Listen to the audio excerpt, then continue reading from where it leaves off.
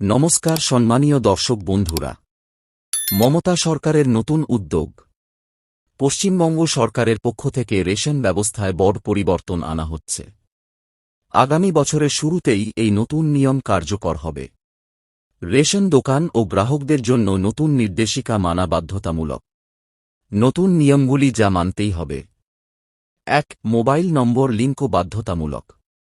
Ration কার্ডের সঙ্গে কমপক্ষে একজন সদস্যের মোবাইল নম্বর লিঙ্ক থাকতে হবে। মোবাইল নম্বর না লিঙ্ক করলে জানুয়ারি 2025 থেকে রেশন পাওয়া যাবে না। কোথায় মোবাইল নম্বর লিঙ্ক করবেন? নিকটবর্তী রেশন দোকানে যান।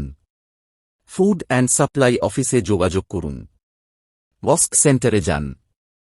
পশ্চিমবঙ্গ খাদ্য ও সরবরাহ দপ্তরের ওয়েবসাইট ব্যবহার করুন। ২. দুয়ারে রেশন পরিষেবা।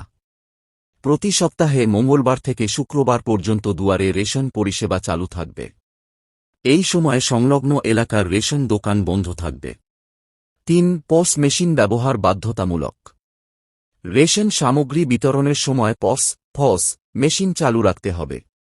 বর্তমান পরিসংখ্যান: পশ্চিমবঙ্গে মোট 2,9,00,000 রেশন গ্রাহক রয়েছেন।